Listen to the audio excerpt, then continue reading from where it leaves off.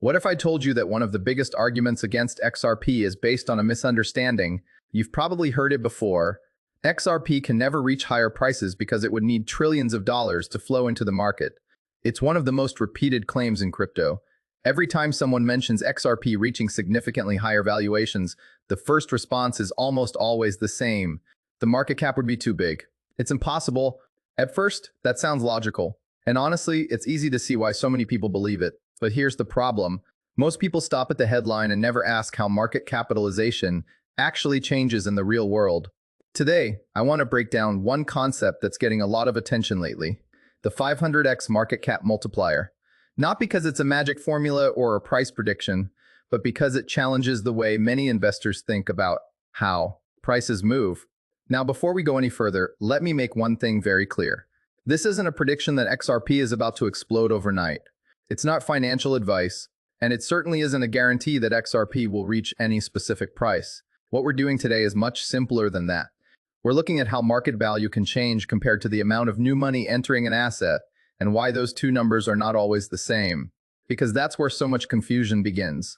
Many people imagine that if XRP's market cap increases by $100 billion, then $100 billion of fresh cash must have entered the market. But that's not how markets actually work. Think about the housing market for a second. Imagine there's a neighborhood with 100 identical houses. Yesterday, the last house sold for $500,000. Today, one similar house sells for $550,000. Did every homeowner in that neighborhood suddenly receive an extra $50,000 in cash? Of course not, but the estimated value of the entire neighborhood just increased because the latest transaction changed what buyers are willing to pay. Financial markets work in a similar way. Prices are determined at the margin, the price buyers and sellers agree on for the next trade, not by every dollar already invested in the asset. And that's exactly why market capitalization can sometimes increase much faster than the amount of new money entering the market. This is where the idea of a market cap multiplier comes from.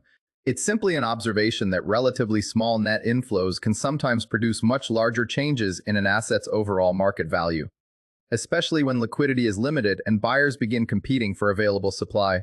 That doesn't mean prices always move that way. It doesn't mean every inflow creates the same result. And it definitely doesn't mean future gains are guaranteed. But it does explain why the relationship between new money and market capitalization isn't always one-to-one. And honestly, I think this is one of the biggest misconceptions in crypto. People hear a large market cap number and immediately assume the same amount of cash had to enter the market. In reality, markets are far more dynamic than that.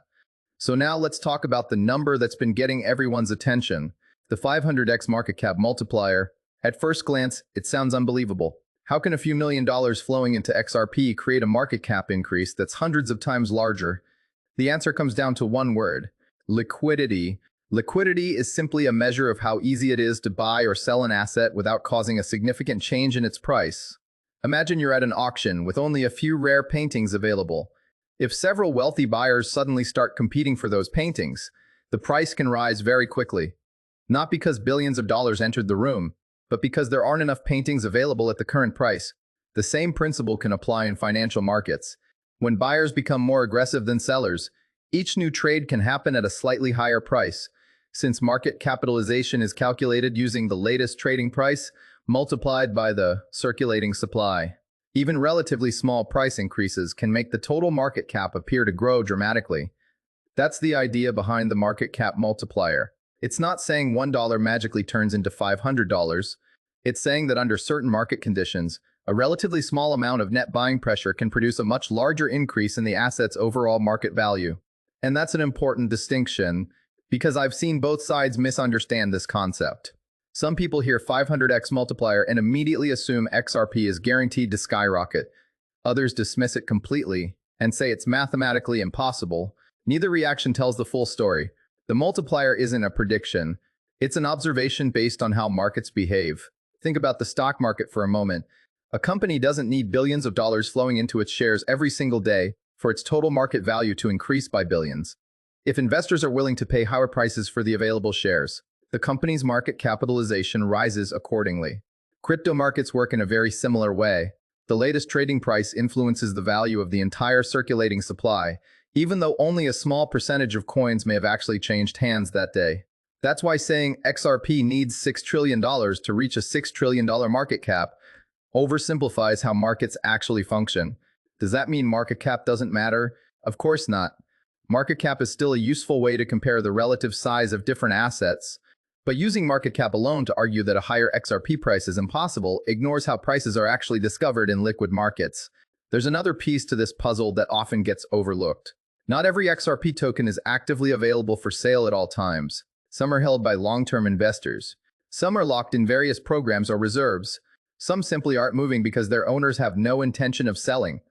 So when demand increases while the available supply remains limited, buyers may have to offer higher prices to convince existing holders to sell. That's basic economics. Higher demand meeting limited available supply can push prices higher. Now, does that guarantee XRP will experience another 500x multiplier in the future? No. Dapat market conditions change, liquidity changes, investor sentiment changes, and every market cycle is different. But understanding this concept helps explain why experienced investors often say there's a difference between money entering a market and the value that market ultimately reflects. So what should we take away from all of this? The biggest lesson is that market cap and money flowing into an asset are not the same thing. That's why using market cap alone to argue that XRP can never reach higher prices doesn't tell the whole story. At the same time, it's just as important not to take the 500x multiplier out of context. It isn't a promise. It isn't a price prediction. And it certainly doesn't mean every dollar invested in XRP will always create the same market impact. What it does show is that markets are driven by liquidity, supply, demand, and investor behavior, not by simple one-to-one math. That's why I believe every XRP investor should focus less on viral price predictions and more on understanding how the market actually works. Because when you understand the mechanics behind price movement, you stop reacting to headlines and start thinking like a long-term investor. So let me leave you with one question. Do you think the market cap argument against XRP is still valid? Or do you believe most people misunderstand how market capitalization actually works?